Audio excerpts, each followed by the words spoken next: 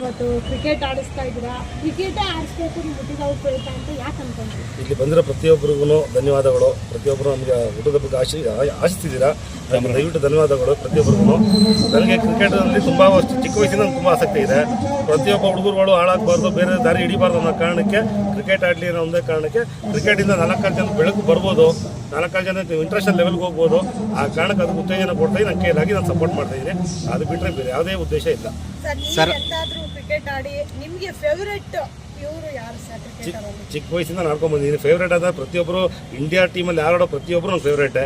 ಯಾಕಂದ್ರೆ ಒಬ್ಬರು ಬೌಲರ್ ಮಾಡ್ಬೋದು, ಒಬ್ಬರು ಫೀಲ್ಡಿಂಗ್ ಮಾಡ್ಬೋದು, ಒಬ್ಬರು ಬ್ಯಾಟಿಂಗ್ ಮಾಡ್ಬೋದು. ಒಬ್ಬರು ಅಂತ ಹೇಳಕ್ಕೆ ಹೋಗಲ್ಲ, ನಮ್ಮ ಟೀಮಲ್ಲಿ ಆಡೋ ಪ್ರತಿಯೊಬ್ಬರು ನನ್ನ ಫೇವ್ರೇಟೆ. ಅದರಲ್ಲಿ ಸೆಪ್ರೇಟ್ ಅಂತ ಯಾರೂ ಇಲ್ಲ, ಪ್ರತಿಯೊಬ್ಬರು ನಮ್ಮ ಫೇವ್ರೇಟ್. ನಾವು ಒಬ್ಬರು ಹೀರೋ ಅಂತ ಬಂದರೆ ಹಳೆ ಕಾಲದಲ್ಲಿ ಸಚಿನ್ ತೆಂಡೂಲ್ಕರ್, ಪ್ರೆಸೆಂಟ್ ನೋಡಿದ್ರೆ ವಿರಾಟ್ ಕೊಹ್ಲಿ ಅವರು. ಸರ್ ಅವ್ರಿಗೆ ಏನಾದರೂ ಬಹುಮಾನ ಏನೋ ಇಟ್ಟಿದ್ದೀರಾ? ಯಾರಿಗೆ? ಕ್ರಿಕೆಟ್ ಆಡೋರಿಗೆ. ಕ್ರಿಕೆಟ್ ಆಡೋದು ನಮ್ಮ ಕಡೆಯಿಂದ ಚಿಕ್ಕದ ಬಹುಮಾನ ಅದು ಹೇಳೋದು ಅವಶ್ಯಕತೆ ಇಲ್ಲ ಸರ್. ಅದು ನಮ್ಮ ಕೈಲಾಗಿ 6 ತಂಡ ಆಡ್ತಿದ್ದಾರೆ. ಯಾವ ತಂಡ ಅಂತ ತಿಳಿಸ್ಬೋದಾ ಸರ್? ಅದು ಅವರವರೇ ಟೀಮ್ ಮಾಡ್ಕೊಂಡಿದ್ದಾರೆ, ಅದ್ರ ಬಗ್ಗೆ ಅಷ್ಟು ಐಡಿಯಾ ಇಲ್ಲ. ಒಟ್ಟು 6 ಟೀಮ್ ಮಾಡ್ತಿದ್ದಾರೆ. ಬರ್ಡೇ ಪ್ರಯುಕ್ತ ಇದೇ ಫಸ್ಟ್ ಇಲ್ಲ ಇನ್ನೂ ಏನೇನು ಬೇರೆ ಕಾರ್ಯಕ್ರಮ ಇಟ್ಕೊಂಡಿದ್ರಿ? ವರ್ಷ ಏನೆಲ್ಲ ಮಾಡ್ಕೊಂಡು ಬರ್ತಾ ಇದ್ರಿ? ಬರ್ಡೇ ಪ್ರಯುಕ್ತ ಅದನ್ನ ಹೇಳೋದು ಚೆನ್ನಾಗಿಲ್ಲ ಅನ್ಕೋತೀನಿ. ಅದು ನಮ್ಮಲ್ಲೇ ಇಲ್ಲಿ ಬೇಡ. ಅದು ಯಾಕಂದ್ರೆ ಮಾಡೋದನ್ನ ಯಾವತ್ತು ಹೇಳ್ಕೊಬಾರ್ದಂತೆ, ಬಲ್ಗೈಲಿ ಮಾಡಿ ಅಡುಗೆ ಗೊತ್ತಾಗಬಾರ್ದಂತೆ. ಅದು ಬೇಡ, ಅದು ಹೇಳ್ಕೊಳ್ಳೋದು ಚೆನ್ನಾಗಿರೋದು. ನಮ್ಗೆ ಏನೇನಾಗ ಇದು ವಿಚಾರ ನಮ್ಗೆ ನಿಮ್ಗೆ ಹೆಂಗೆ ಗೊತ್ತಾಯ್ತು ಅಂತ ಗೊತ್ತಿಲ್ಲ, ಆದರೂ ಬಂದು ಆಶಿಸ್ತೀರಾ. ಅದಕ್ಕೆ ಎಲ್ಲರಿಗೂ ಪ್ರತಿಯೊಬ್ಬರಿಗೂ ಧನ್ಯವಾದಗಳು.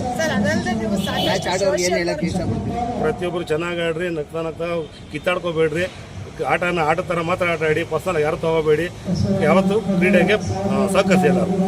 ಸಮಾಜ ಸೇವೆ ಅಂತ ಏನೇನು ಮಾಡ್ತಿದ್ದೀರಾ ಸರ್? ನಮ್ಮ ಹತ್ರ ದೊಡ್ಡ ಮನುಷ್ಯ ಏನಲ್ಲ ಸರ್. ನಾವು ನಮ್ಗೆ ಎಲ್ಲ ಸಣ್ಣ ಪುಟ್ಟದ ಏನೋ ಮಾಡ್ತೀವಿ ಅಷ್ಟೇ ಸರ್. ಸರ್ ಹುಟ್ಟುಹಬ್ಬ ಅಂದ ತಕ್ಷಣ ಏನಾದ್ರೂ ಹೊಸದಾಗಿ ಮಾಡ್ಬೇಕು ಅಂತ ಅವ್ರ ಮನಸ್ಸಲ್ಲಿ ಇರುತ್ತೆ.